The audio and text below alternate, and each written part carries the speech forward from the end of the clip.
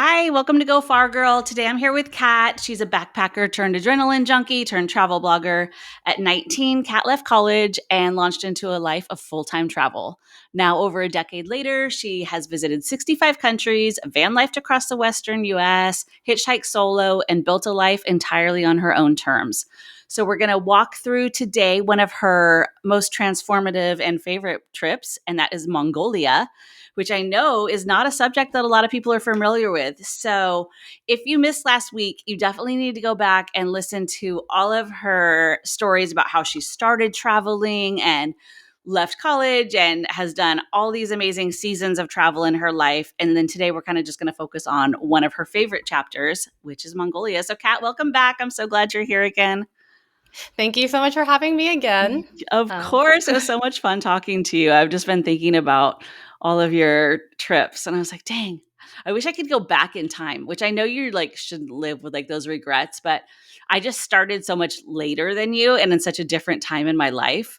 Like, I just wish I could be 19 and be like, yeah, this is what I'm going to do. It's so cool. I always say it's never too early to start, but it's never too late to begin. Oh, look at you. I'm going to put that on a calendar. Exactly. No regrets. No regrets. No regrets. So tell us about Mongolia. How did you end up in Mongolia? How long were you there? Kind of walk us through. Yeah, so actually Mongolia, so the first time I ever kind of solo traveled was that 1 year long gap year. And Mongolia was the last country of that gap year. And to this day, it has been 9 years. That is still the hardest country I have ever been to. And I think in the last 10 years, I have met less than 10 people who have gone outside of the people that I met there. And even last year, I met a friend who had gone. He had asked me for some recommendations. And hearing his stories, I don't think too much has changed. It's still tough. It's still tough. He almost got hypothermia. Oh, gosh. In the middle of July. What? It's so cold.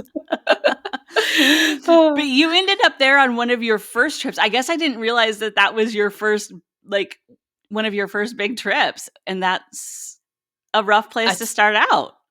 Yeah, so it was the last one. So I guess throughout the year, I had gone to, I was traveling a lot faster back then. So I had probably gone to maybe 12 or 13 countries. So it was part of that whole Asia group.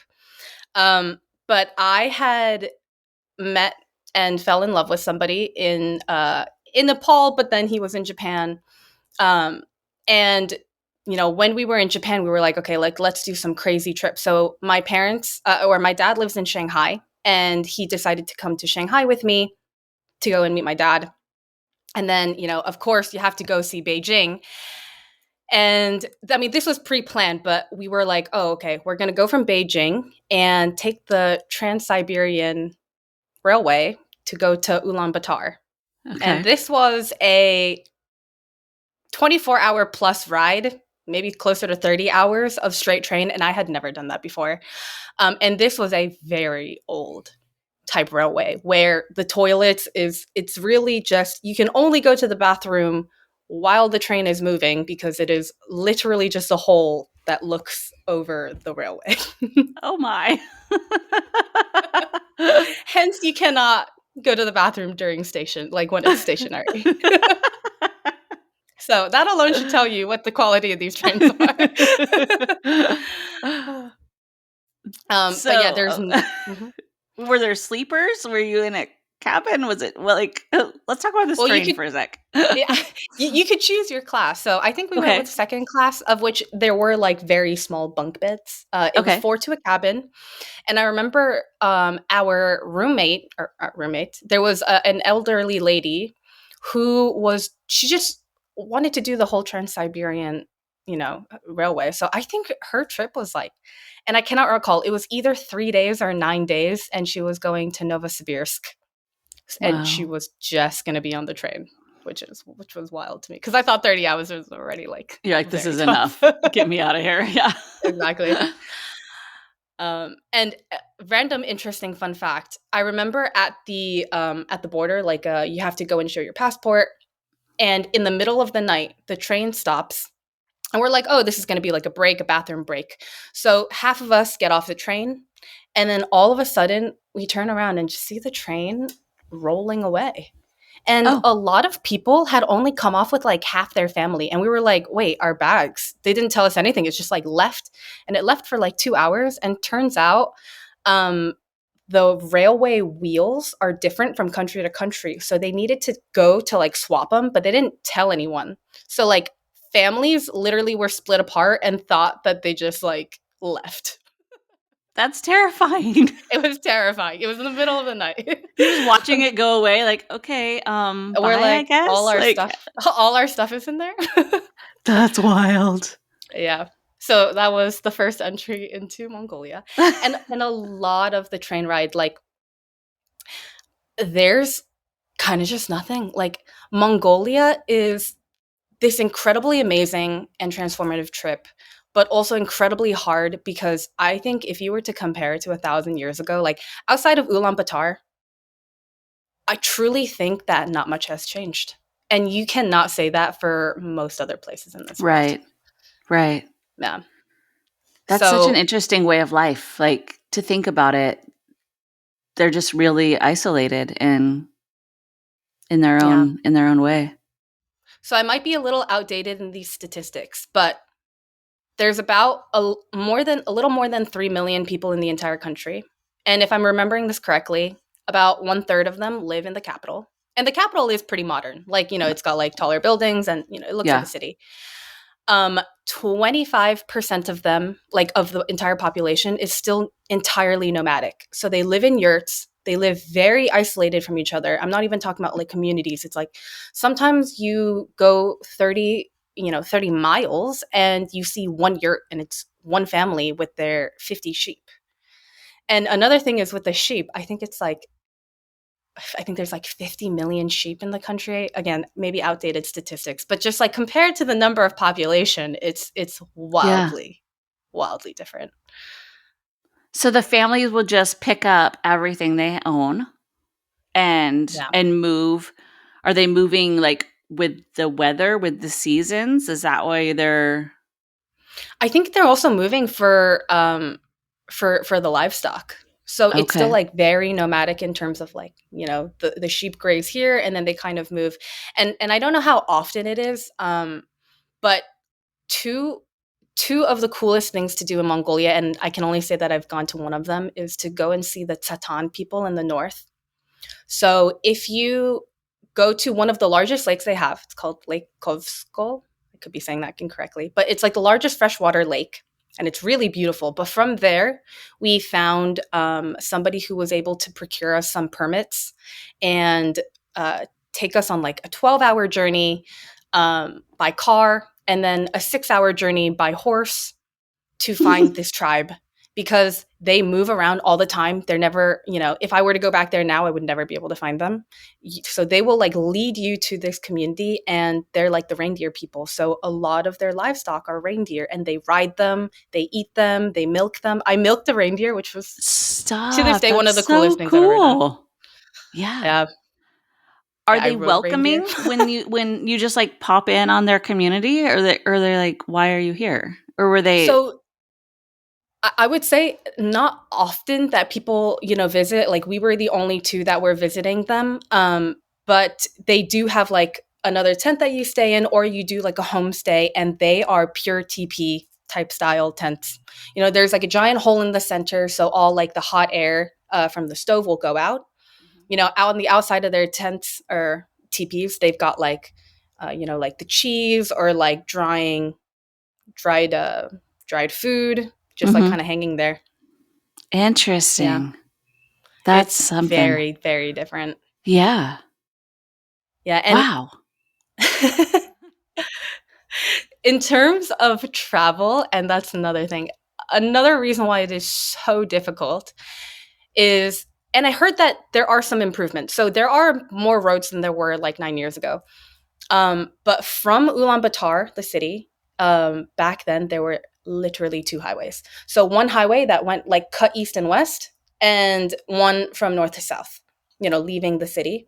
Yeah. But if you really wanted to go anywhere, you didn't really follow the highway. So the highway took you to the Gobi Desert, and that was like pretty, pretty like nice and easy. But if you wanted to see like, their sites, which were very long distances away, um, a lot of people there would hire a driver or get a group together and kind of hire a driver or join one of those tours. I was very lucky. My ex was really good at the motorcycle, so we rented a really small off-brand random Chinese motorbike that was, I think it was 125 or 150 cc for this like off-road trip where we had like two giant bags.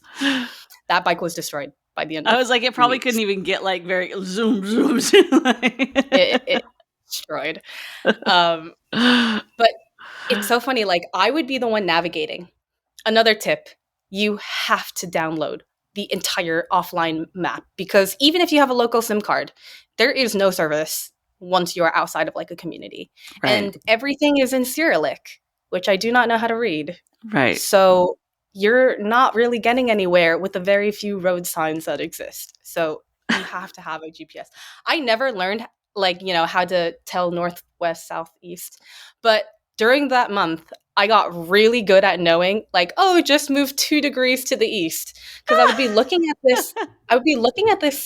this map and then be like, we're slowly getting off the path because this isn't even like a dirt path. Like sometimes like it is a dirt path, but it's like so small. It's like a single lane that at some point we're like, yeah, just kind of go like 5 degrees to the east. And we would just like divert and drive on grassland. And miraculously, we would find another trail that was like somehow on Maps Me. Amazing. It's wild. It's so different. It's kind of one of those things though that like you almost don't want to see it get modernized at this point, right? Like because that's what makes it Exactly. special and that's I mean it's going to lose all of that authenticity if Yeah, there's like exactly. major highways everywhere and internet and all of these things. So it's kind of even though it makes it challenging, it's kind of what makes it special, right? Like And I think it's one of my favorite because it was so difficult. And another thing is it comes back to like the tenacity thing. It's like, oh, I know I can do it. And, at the time you might be like slightly miserable, kind of hungry. Because that's another thing. If you like, it's very unpredictable when you're on a bike or the roads are terrible and things just are so much further than you. Or sometimes it's just like a river and you're like, nah, that's uncrossable. And then by the end of the 2 weeks, we were just like crossing these rivers like no problem. Like I yeah. would pick up my pant legs and like walk over about to be swept away with all my bags and he would drive over with his motorbike. And in the first Oh. week I remember we saw this tiny little stream and we're like, no, that's not the road. And it totally was the road. Did you find people that would help you or were you guys just really like on your own while you were out there? If we got lost and we found a yurt, like we did ask for help.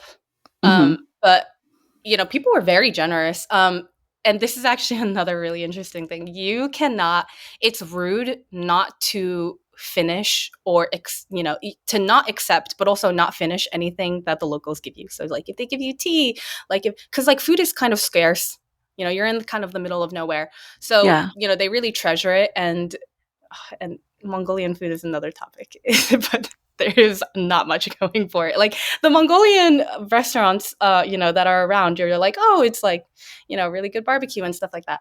But there, it is very limited on choice. Like, not much grows on the steppe, vegetable wise.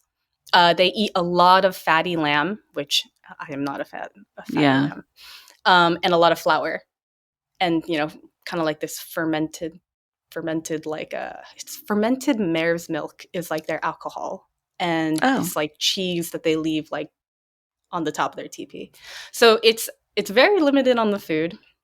And all right, and I was saying that like when you're on a bike and you're like, okay, our goal is to hit this town so we can get more food. You get Mhm. there and it's too late, or in fact there was no restaurant at all. Well, now you're not eating that night and you're not going to eat breakfast. So now in the morning you wake up and you're just going to have to like continue driving until you find the next community. And Yeah. in that sense it was like so difficult. Yeah. Yeah. That's kind of demoralizing too when you like have this goal and then you're like, Yeah. okay, we just have to make it this far. And then you're like, womp womp, nothing's here. Nothing is open, and there's like nobody in town. That's crazy. Oh.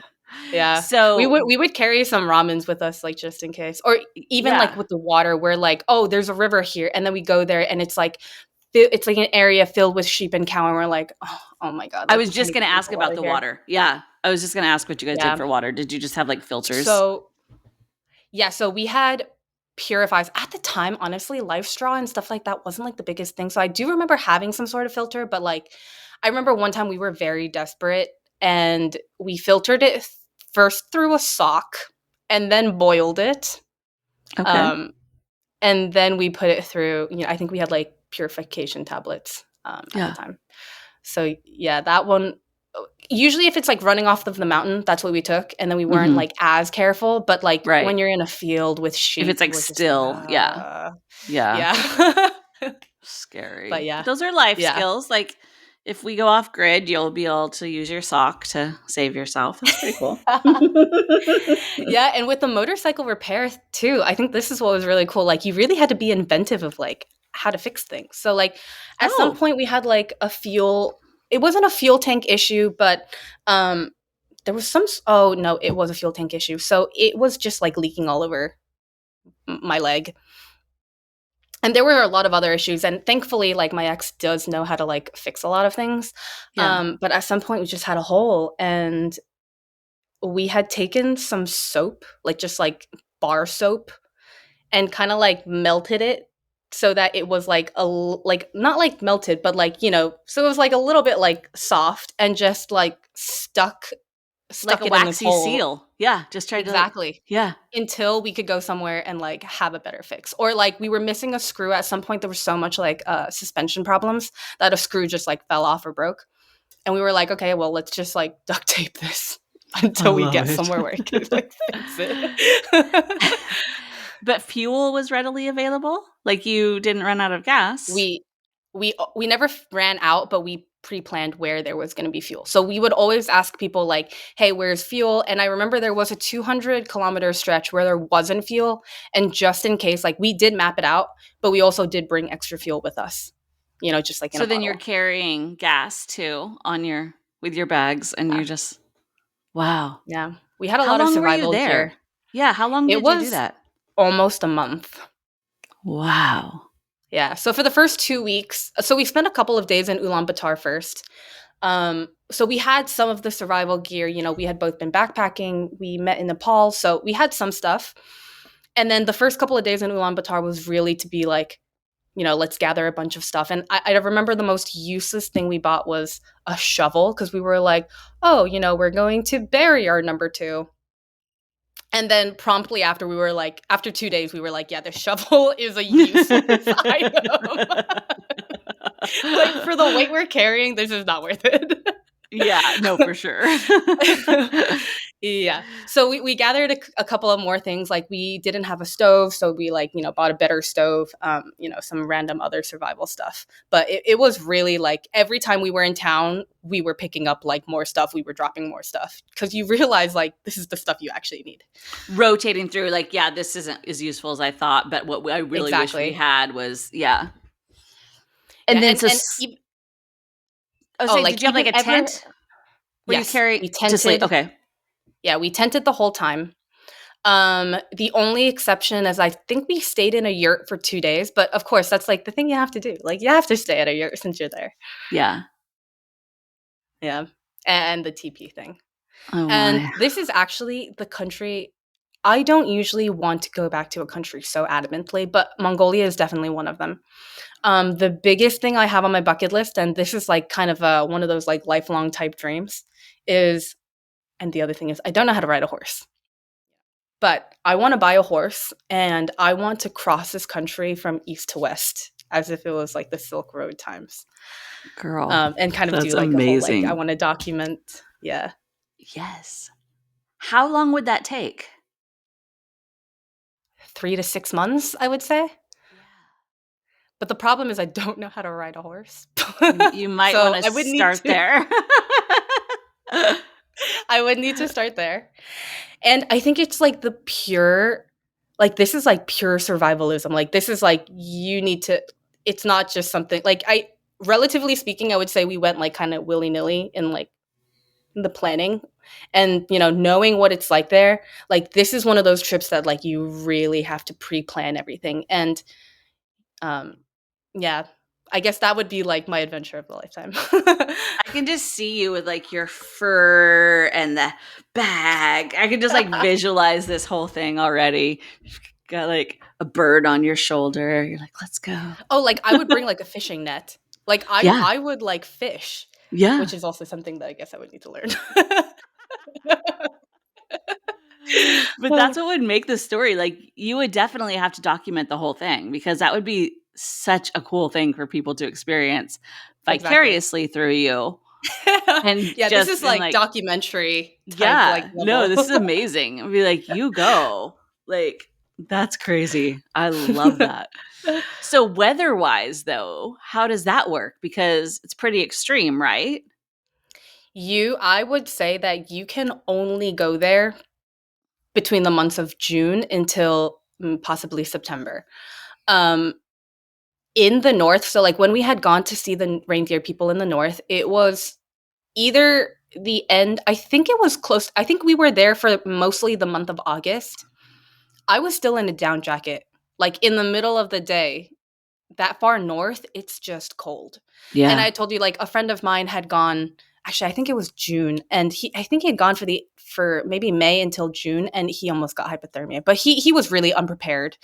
Um, so yeah, the weather is another thing where in the south in the Gobi, it's one of those, it's like desert weather where in the night it gets chilly and in the daytime Yeah. it's extremely It's hot. really hot. Um, yeah, but yeah, there's like 4 good months where otherwise you really have to be prepared with the weather.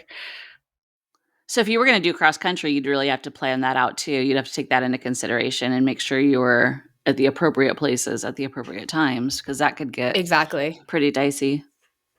Yeah, and I think it's mainly going into the northern mountains as well. Like maybe the center and the south is not as, it doesn't get as cold as the north. Um, Yeah. and another thing I wanted to say with the landscape. So the landscape is, do you know that like old screensaver, that like Windows screensaver where it's like literally just like blue up top and then like that grassy green?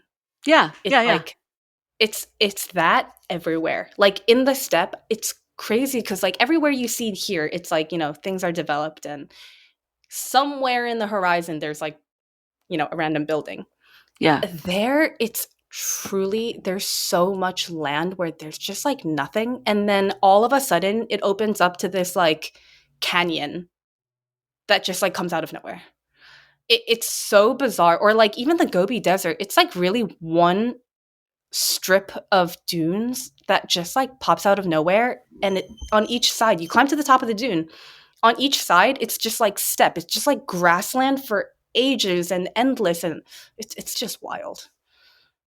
That's amazing. So it's like just like otherworldly, somewhere that we don't have any comparison to because it's so different.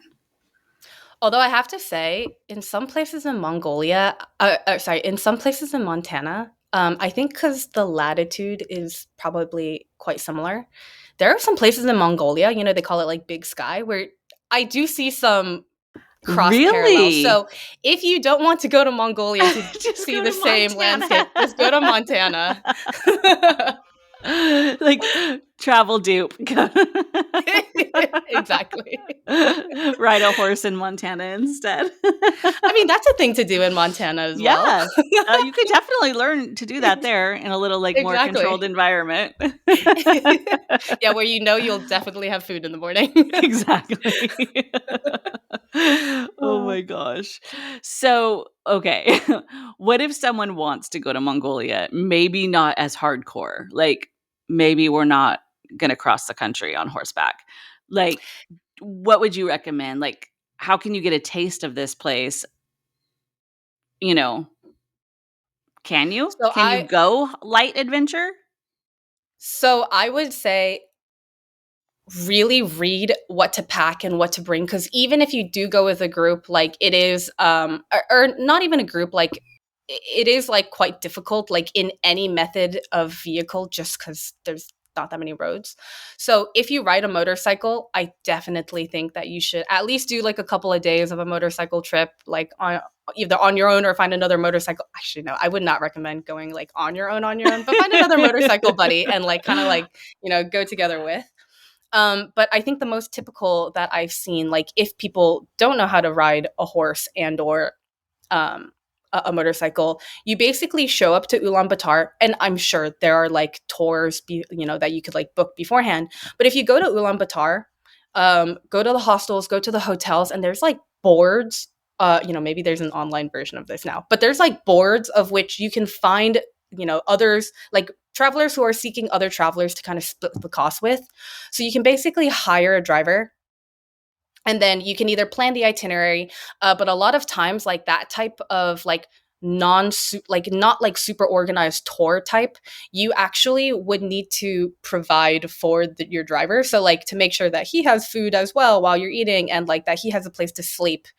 And then he kind of, he's a tour guide as well, but you're kind of like taking care of him. And then otherwise, the other option is to kind of sign up for those tours, which you should definitely wait until you get to Ulaanbaatar, because it's definitely it's like hiking, Everest Base Camp. Like it's just so much cheaper once you actually arrive to the Once city you're and you see there. all those Yeah. like local outfitters. Yeah. And then those Yeah. type of trips, you can go anywhere from like 3 days to like a couple of weeks. I think the best thing about going in the summer, and we were really lucky to have gone there for, it's either at the end of July or the beginning of August. Right outside of Ulaanbaatar, they have a festival called Nadam, and I think that was in the first days we were there too. So it's it's um it's like a local, it's a cultural festival, I guess you could call it. But like you see those like old stereotypes of like the Mongols who are on horses. So they're like doing those like those wrestling matches, and then also like how accurate you are with an arrow, or they're like horse racing and like shooting arrows. It is so cool. So cool. That'd be fascinating though. And what a great way to like start your journey into the country too, is just kind of be immersed in this and surrounded by all of these things. That's really cool.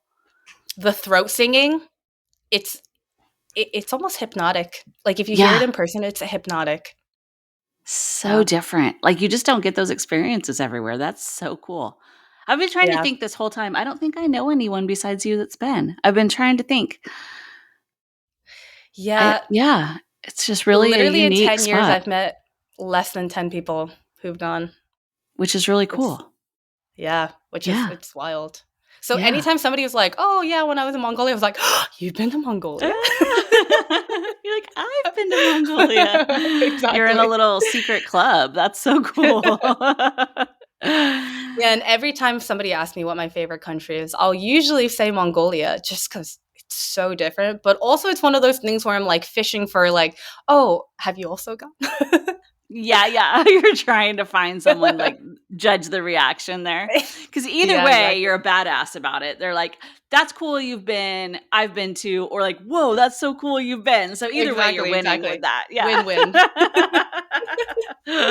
I love that so much. So, that's on your bucket list. Where else is on your bucket list to go? What do you got coming up next?